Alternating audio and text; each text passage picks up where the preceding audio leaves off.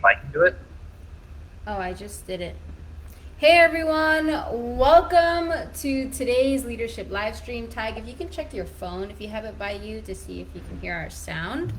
Uh, Yep.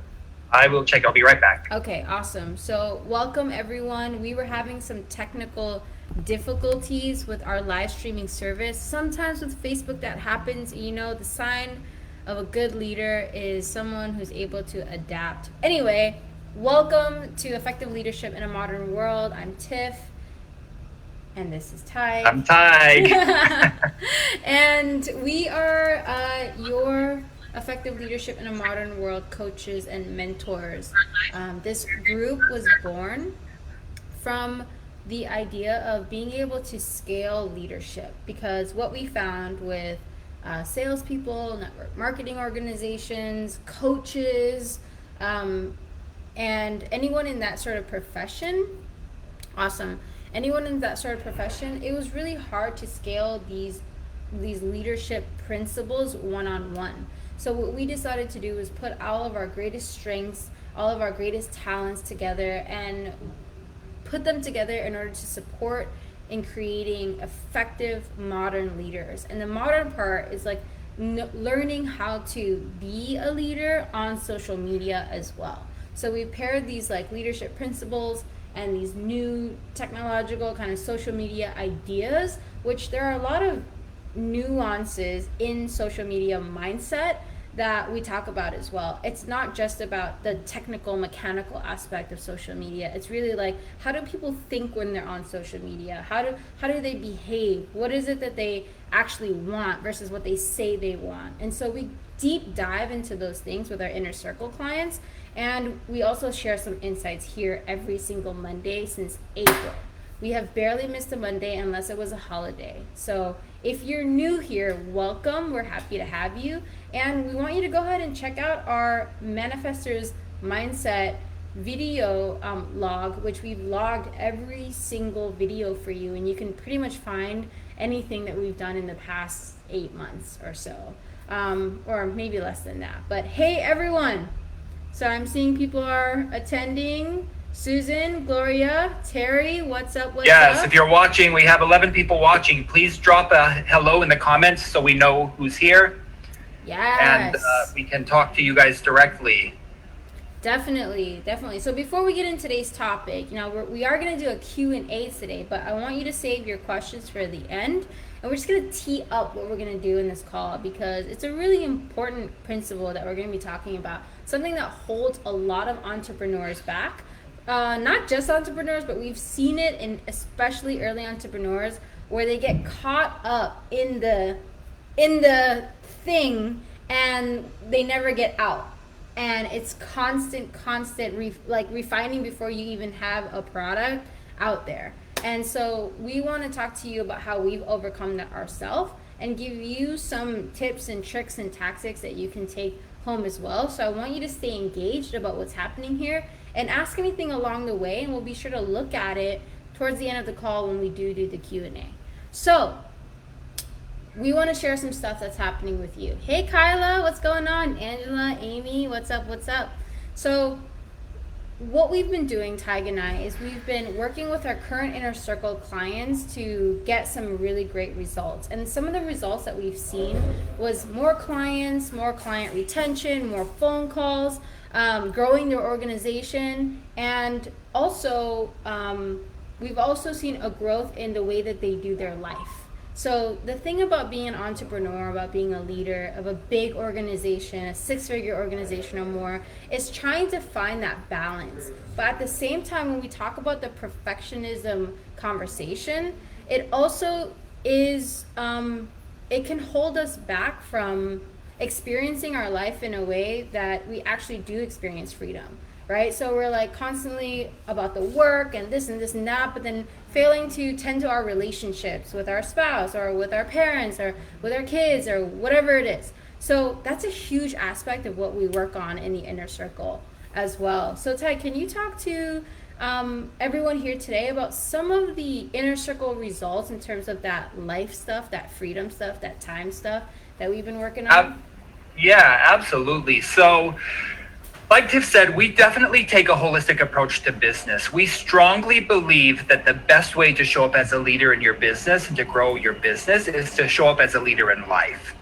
And we really focus on that, and we work on that within the inner circle, because when you show up as a leader in life so strongly that it overflows into every domain, including business, because that's a domain of life, then people begin to see results without even focusing on business. And it's incredible. I mean, we've had people report better relationships, moving across the country, quitting their job, to be dedicated to their business. We just got a post in our inner circle last week. This woman said, I have transformed more since I've joined the inner circle than I have in years. Mm-hmm. And that's truly a testament to the work that people are doing, because the results are so much more than just business. It's showing up in every domain of their life.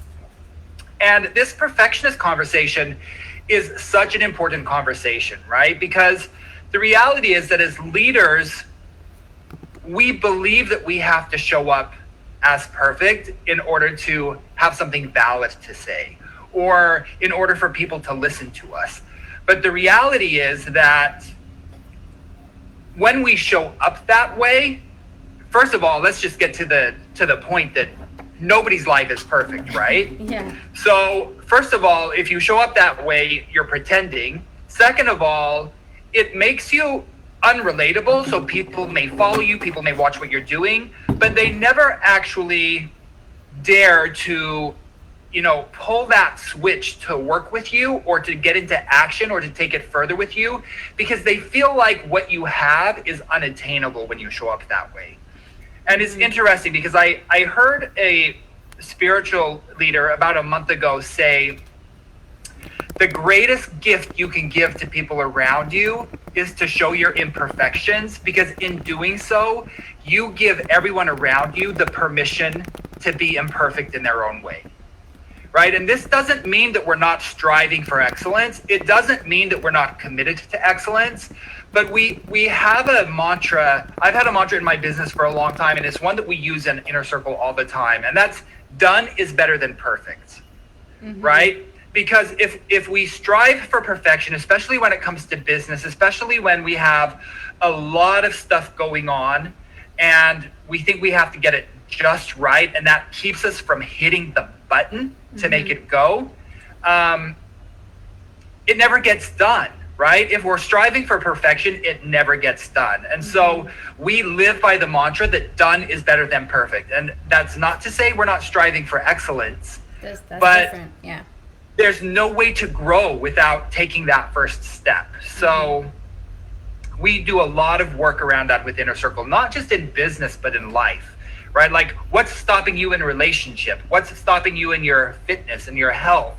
What's stopping you in your intellectual life? What's stopping you in really daring to dream about what you want your life to be? Yeah. So we do a lot of work around that, and it really transforms or translates to business results. Something you said is so powerful, and in the post we also anticipated this, is that the ways that perfectionism can hurt you. And I remember Tasha, she's watching right now, and I asked if she can jump on really quick. If she can't, that's okay. But she messaged me a whole message last week talking about the fact that she believed that I was some far-fetched idea. That she looked at me and where I was in my business and in my life, and she said, I'm not like Tiff. And that was something that I was relentlessly working hard to break, because even just hearing it from Tasha again really grounded me in the idea that perfection, the strive for it, hurts everybody. Like, it hurts the person, the client that you want to reach, because you're unreachable, you're untouchable. But also, from the other perspective, where I've seen that, I've done that myself, is where I look at my mom, and she's incredible, and I'll say, I'm far from that. She is perfect. But what I'm really doing, and subconsciously what I'm learning, and I'm going to tell this as a story that you can either believe or not believe. It's better for me to believe this because I can actually control it. If I don't believe it, then I have no control over it. So my belief is that I choose to believe, is that I'm telling that story so that I can save myself from the responsibility, from the hard work, from all the effort that it actually takes for my mom to be who she is. It now looks effortless, but at one point she worked really hard, and she did everything she needed to do in order to work up to that point. And she made a lot of mistakes. I'm telling you, I've been with her for 28 years. A lot of mistakes have been made.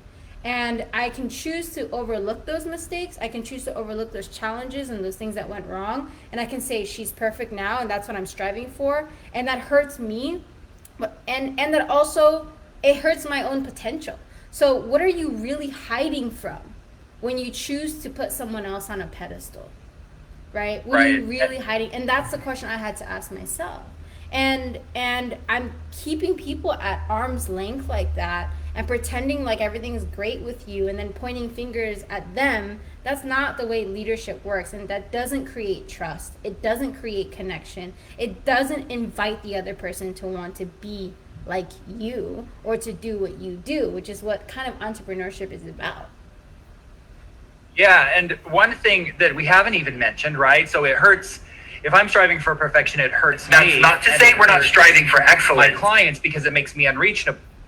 But what about that person that I'm putting up on a pedestal and saying I can never reach? It also robs that person of their humanity. So it impacts my relationship or my ability to be in relationship with that person. Mm-hmm. Because by putting them on a pedestal, I've robbed that person of their humanity. Yeah, and we see this all the time, right? Like, people who have gurus or people who have spiritual leaders or coaches, and there's this image or they put them up on a pedestal, and then something happens, the person makes a mistake or a flaw is exposed, and it's like this devastation, right? It's like this whole thing that's been built up crumbles, and then it's like all of this devastation that this person wasn't who I believed them to be. Yeah, if you guys are hearing this right now, put perfect in the comment section so that we know this is landing for you. And if it's not, let us know, because this is such a deep, important concept, not just in leadership, but in life. And when it comes to actually being an entrepreneur, one of the biggest things that you can do is create a space for people of how you want them to show up with you. You don't have full 100,000% control over what they do, but you have a responsibility to create the context from which your client can appear and say, this is who I want to be. And so, especially in network marketing and coaching is huge for this. It's like, we don't want to baby the client. We want to see their highest potential. But we also don't want to make them wrong for not doing certain things, right? I just had a conversation with someone about that this morning. So what are the ways that you can actually create a safe place that is a place where people feel higher, where they feel happier, where they feel connected? How do we even create that space as a leader so that they will actually follow, not you, but your mission and purpose? Even that distinction alone could make a big difference for you if you missed it. Is that you can say, oh, that person's going to follow me in my coaching practice, my methods, my, or you can say the message, the vision. And just that one shift from my to the makes it not about you. And so when you guys get that you're the messenger and not the message, man, crazy, right? Absolutely. Another aspect of that is recognizing that true leaders create leaders, right? We don't create what's the word? Groupies. That's the word I'm looking for. We don't create groupies, right? Like, our job as leaders, our job as coaches, our job as entrepreneurs is not to create groupies who follow us for years, especially depending on what your field is. The last thing you want to do is to say that you work to get people results, and then that person never gets the results they're looking for, so they need you for years and years and years and years. Like, the best testament for you and your services is that you create the type of leaders that they're able to graduate from what you have to offer and go out and do what you do, go out and create leaders of their own, right? And that's the really important mission of TIFS in mind. We have a mission to create 10 million leaders out in the world. And we know that it's not necessarily 10 million people that we will personally coach or we will personally work with, but if we create 1,000 leaders who in turn go out in the world and create 1,000 leaders, we've succeeded in the mission of creating 10 million leaders in the world who are up to big things and committed to impact. And that's what we're really up to here. Yeah, exactly. And what Tyga said about, we want clients who can take what they have learned and move on from us in a way that they're independent and empowering. That I've always said that when I had that shift, I said, I don't want to ever see my clients ever again. Like, to be honest, if I did a great job, I never want to see you ever again. The irony of that, you guys, is that they'll come back anyway, because as a leader, you continue to grow and grow and grow. And you have to be a growing, learning machine, and people will still come back. And that's how community is created. Community is not created through restraint. Community is not created through, you have to do what I say. Community is created through people who are willing to be there because they see the contribution, they feel the growth, they are part of the change. And if as a leader you can support someone in experiencing that empowerment, they're never gonna leave. And our group, I have probably half of the people that are in our current inner circle have had coaching from me in one place or another. And same with Tyg, he's going to be bringing in people that already have worked with him, because we work not to keep you, we work so that you can go, bye, leave us alone. But it doesn't happen. And of course we love our inner circle leaders, but I hope you guys are getting what I'm saying. If you are, put I in the comment section. Yeah, and the other thing is that we're always up leveling, right? And it's really interesting because I actually came from an area where I worked with the leaders who were swimming in the energy of Not to don't keep you. take We work so that what I'm giving you, right? There is this very restrictive energy of, this is proprietary, don't take what I'm giving you, go out and do your own thing, right? But we understand the value and the strength of what we do. And one of the things that blew me away the first time that I was on a call with Tiff when we started partnering is she actually said, if you want to copy this, I don't care, because a year from now, this isn't going to be what I'm doing, because I'm always up leveling. Yeah. Right? So it's this concept of we share openly and we share with our leaders, and we want our leaders to use the systems that we teach because we know they're effective. And we also know that we are both always up leveling our game, and we're always improving, and we're always going to the next level. So we're never staying stagnant where we need to worry about whether somebody else is teaching a system that we're teaching.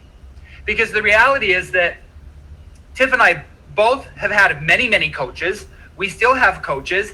And what we teach is actually a mixture of many different systems and many different styles that we've learned from our coaches.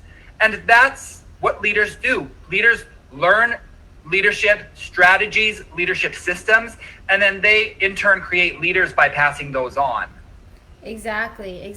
And so I want to hear in the comment section from you some questions or comments that you want us to address about this idea of being stuck. Because really when we talk about perfectionism, we're talking about stuckness. Like, I can't move forward because of this thing or that thing, this circumstance, that thing, that person.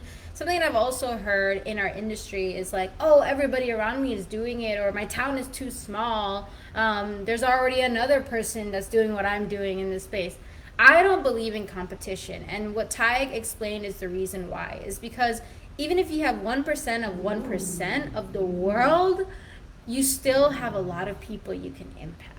And if you think of it like that, that's shifting from scarcity to abundance. But my question for you today is really like, what is holding you back from accepting that there's an abundance, right? Because we can choose to believe that there's not enough, that all the people are taken, that everybody already takes a supplement anyway, that everybody already has a coach, that coaching is so overrated, that all of these things. We can choose to believe that, but what's holding you back really from saying, no, you know what? I have a space. I I can do this. I just need one person, and then one more person, and then one more person.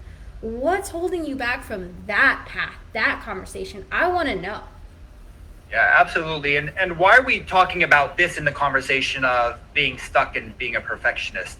You know, one of my favorite quotes about perfectionism, Gary Vee said, "You're not a perfectionist, you're just scared." Right? And when you strip everything away, that's what it is. It's perfectionism to hide the fear of not being good enough, to hide the fear of the scarcity conversation that Tiff was just addressing. Right? Like there's a lot of fears and anxieties that we put into our work that we then try to cover up by saying, oh, well, I'm a perfectionist. I can't do this until I have it perfect. So we would love to hear what's got you stuck. What's got you stuck? What's got you from moving forward, from pushing that button, and really stepping into the life that you say you want to create? Yeah, and something I also thought of today before the call was the language that entrepreneurs and leaders tend to use when they're being stuck by those things. So like for some people, it might sound really forward and upfront in terms of like, oh, you know, I can't do it, or there's not enough, or whatever. But leaders and coaches, because they have this language, there are other ways that they choose to cage themselves, and that's, oh, I'm just a perfectionist. Or, oh, you know, they don't get it. And it's all, for some reason, it's them. It's their fault. And it's like, so I just want to highlight that if you're in this group, you're an entrepreneur, you think of yourself as one, you don't really want to have the language of I can't do it, because that's not in our culture. Culturally, it's more acceptable to say, I'm just a perfectionist. You get it? Right. And you want to hear the funniest story? Yeah. You want to hear the funniest story along those lines? The funny thing is, it's that Tiff and I have the exact same story. And I'm about to blow up our spot. Dude, hold on. Who wants to hear this story? Put me in the comment section if you want to hear this story. I don't know if I like the look on Tyke's face right now about what's about to happen, you guys. I don't know. All I'm going to say is that we both had this story, and we actually used to like stroke each other's ego with this story. And then one day, Heather dropped a truth bomb, and we were both like, whoa, what just happened? You have to tell the story. You got to tell the story. So Tiff and I used to say, well, you know, the hard thing is that I can operate at 60%, and it looks like everybody else is 100%. Right? So... that was the story. We were really hanging on to that story, you guys. Like we were really invested in that. Oh my god! Like my 100%. If people really saw that, it would be crazy. But the problem how is, arrogant, I look like I'm doing so much. It's like. Okay. Yeah, I mean, really, how into ourselves, right? So we were like, yeah, you know, like this is really the problem, right? Because I can get away with doing 60%, and it looks like 100%, and nobody will call me on it because you know it just looks so good. And one day Heather was like, "Wow, you two really love that story," and we were both like, what just happened? No, you know what? The way that she said it was like that. But the way that she said it was, you really do like that story, you know. And it was just like it put me in my place so fast that I couldn't believe it, and I was speechless. You know, I was like, oh my god, yeah, this story about how I look. And you guys, here's the reality. If I'm holding on to that story and that's actually true, it means that I am not doing enough to grow. If I'm in a position where my 60% looks like 100%, then I'm in the wrong pool of people. Then that means I'm not really growing. So yeah, Heather right. really put it in our. I mean, talk about being stuck and comfortable, right? Yeah, exactly. So we have some comments here. Catherine said, I start my day ready on fire. Then once I've got my morning essential stuff done, I'm stuck. A nap sounds good, or some other avoidant behavior sets in, and I blow it off another day. So, Tag, I'm going to answer this one, and if you have anything to add, definitely add to it. So I get how you feel, Catherine. How many of you have felt this way, where you like have a to-do list, you check off all the stuff in the morning, and then by midday you already have a jillion hours left, but you don't do anything, you just check out, right? So this is something I struggle with. I pack my day so much, and then I pack it with stuff that really other people should be doing, and I'm doing because I'm avoiding the stuff that I really should be doing. And so the question that I would ask myself when I'm in that position would be, what is the one most important thing that's going to move my life and my business today? And the reality is, if you get clear and honest about what that is, what bold action that is, it will snowball into a really productive day. And when you stop working, it won't feel like you haven't done enough because you've gotten really clear. So if you hear that, you guys say I in the comment section. Is that like, you might be fooling yourself with the kind of task that you actually have to do. Like, and so there's another level of you, another version of you that can do something else that will snowball you into the momentum that you really want to create in your life. And I've struggled with this. Tig has helped me day and night, and let me tell you, with the delegating and the this and that, and I just want to be stuck on the smallest stuff. I just want to be stuck, guys. And like, I really like, Tig is here because he's whipping me Like, into shape. Get off it. What's Yeah. next? So the answer, You know, I'm kind of, so hold on. Yeah. The answer is that you get to have a mirror, meaning a coach, a community, accountability, people to support you and say, what is really that thing?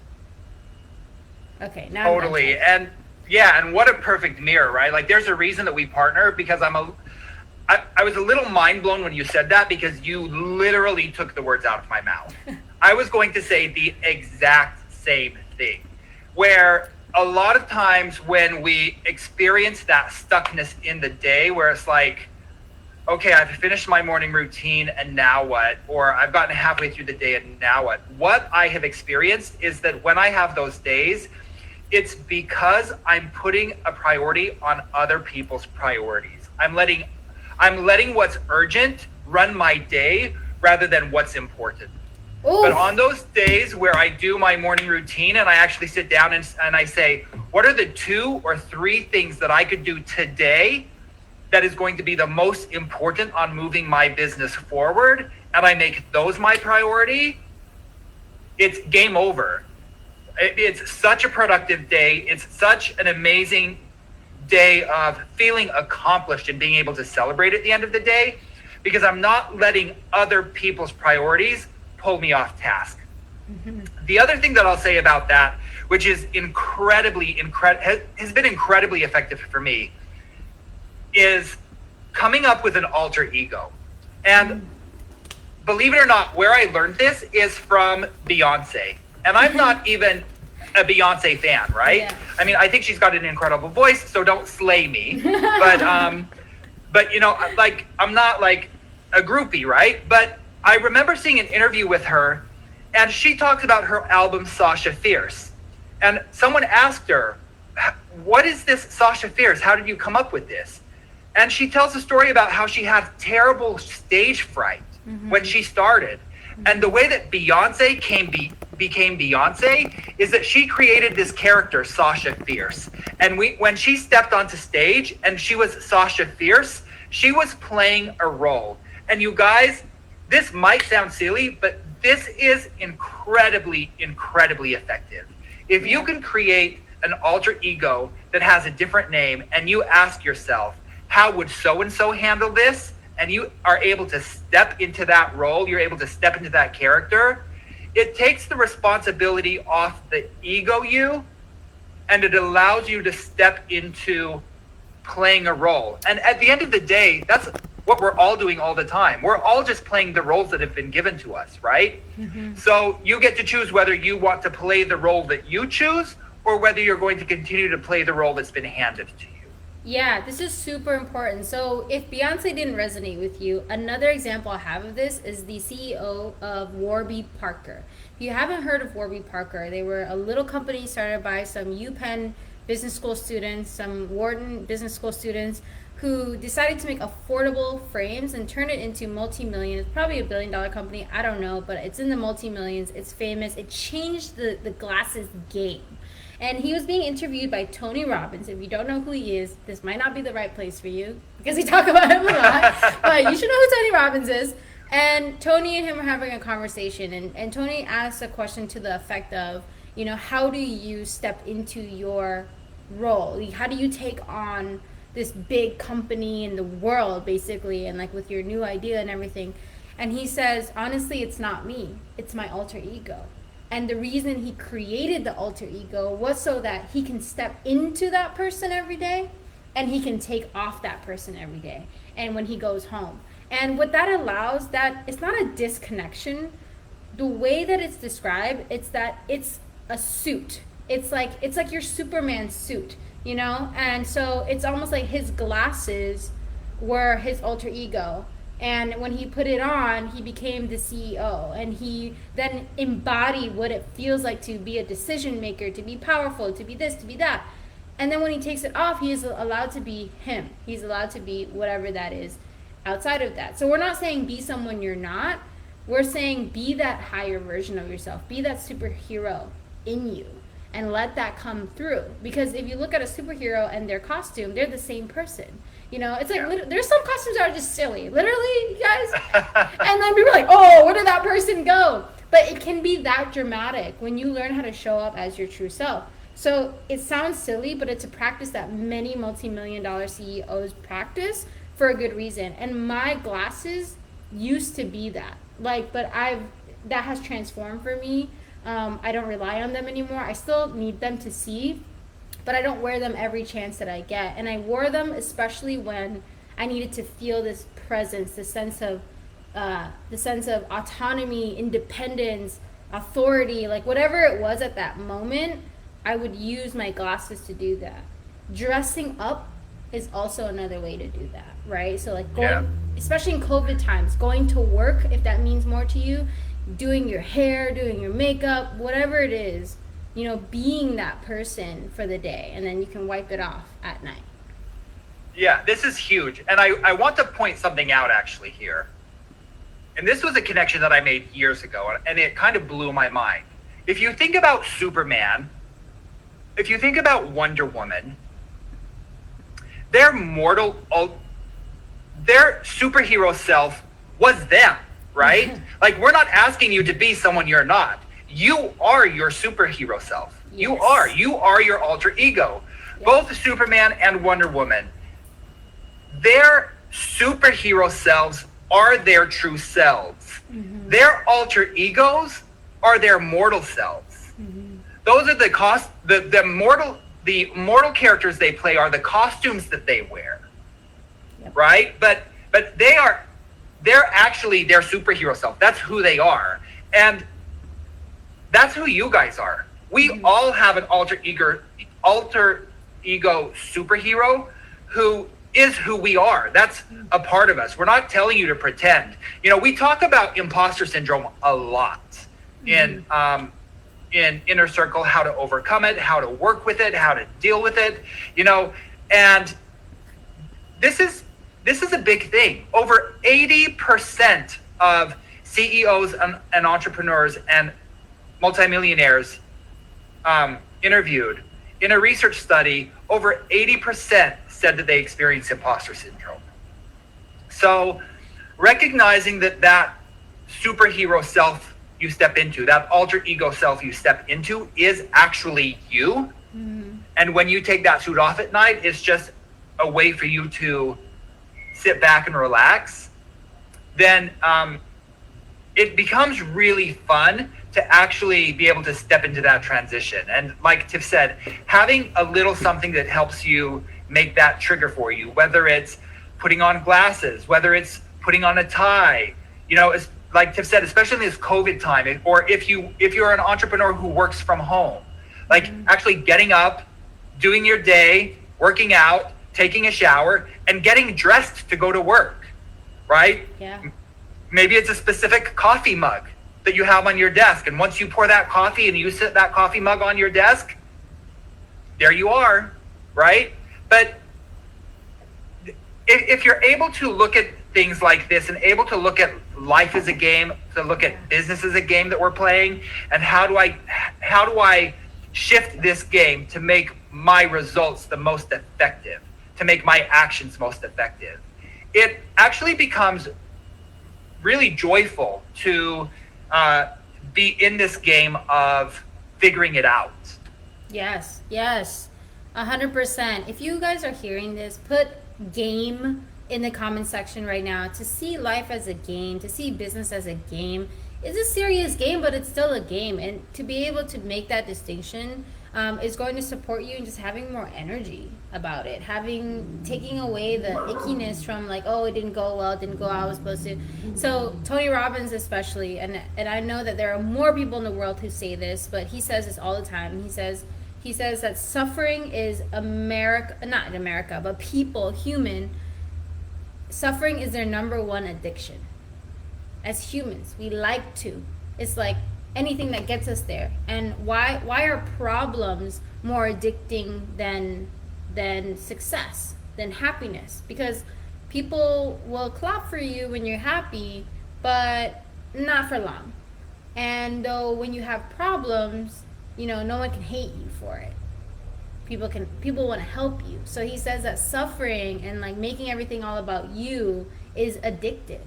And so if you see joy and happiness, your life as a game, there's a way for you to take ownership of it and say, it's a game. Like, how do I play this game? How do I play this game of not suffering, of bringing joy, of making my family wealthy, of, all this stuff. So if you haven't been already soaked with all of the examples that we've given you, I'm going to leave you with one last example that has changed my outlook and my perspective.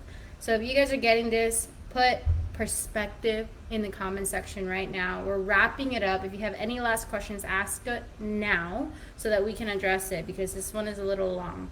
So Michael Jordan, right?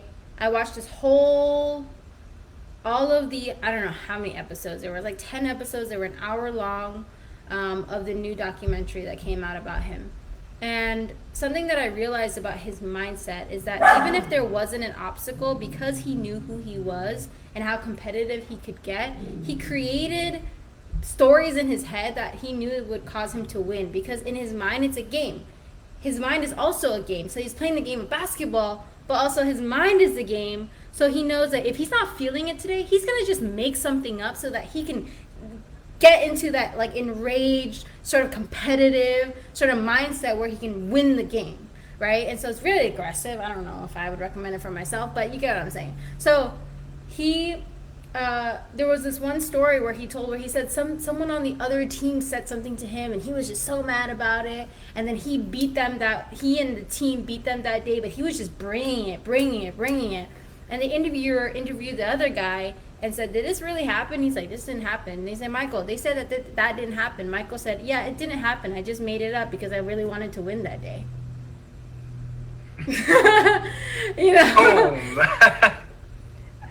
So take what you will from that. But what we want you to walk away with from today is that you are not alone. That how you feel, what you're experiencing, what's happening with you, you are not alone. And if you are able to get supported, in your life and in your business, where there can be a mirror in front of you, where there are people that care enough to hold you accountable, for you to call you out and say, that's not the bold action that you need to take today, it's something else, then have a conversation with us. Let Absolutely. us know. And put inner circle in the comment section if that's something you want to have a conversation about what that looks like for you. And Tig and I want to support you in that, right? So we're constantly learning. We're going after a 50K a month this month, and we're making mistakes, and we're cleaning it up, and we're playing the game, and and in our inner circle we share the kinds of obstacles that we go through. We're so transparent because we want you to know that you're not alone and you can have this too. So right, absolutely. And if you need someone to support you, to help you know what that next best action is to get you unstuck and to actually get you on that road to having the life that you want, let's have a conversation, because that's what we're committed to. That's what we love. That's the game that we're in for ourselves and for our clients. Like Tiff said, we are constantly into learning ourselves and shifting, and we share those lessons because, like we said when we teed up this conversation, we know that being able to share the messiness that leads to the lesson that we get gives permission for our clients to actually take action that might not be perfect the first time, but every time that they take it, it gets honed and it improves and it gets better and better and better. And it keeps them in action, it builds confidence, and it builds their business. People get results. People are getting results in their business. People are getting results in their life. And it's really fun to be a part of that game. 100%, you guys. We love you. We love to see you. Today, obviously, was a great topic because so many of you showed up and commented. Smash the like button or push the like button, whichever one you like more. If you like this, so that it gets bumped up on Facebook in the group so that your fellow ELMWORLD people will be able to see this and see for the value that it is. If you got lots of value, put value in the comment section. If there are topics you want us to discuss, if there are things that you want us to address, if there are lessons you want us to teach, if you want to be highlighted for some reason because you feel like you can bring something of contribution, we want to hear from you. That's something we want. Absolutely. So let us know. And our team will be reaching out. Tig and I, speaking of delegation, one last announcement is that we're going to have other people on our team as our team expands and grows. They're going to be posting announcements on the Facebook. So it might not come from Tig or Tiff, Facebook name, but you will see Ineffective Leadership in a Modern World. You might see Tasha, you might see Katie Aquino, and you might see someone else that in our team that's supporting us in getting you guys on the call, right? So that's why we do what we do. So anyway, we love you. Thank you so much. Inner circle in the comment section if you want to explore more, and we'll have Tasha reach out to you. Absolutely. Let's get out there and play this game. Yes. Bye.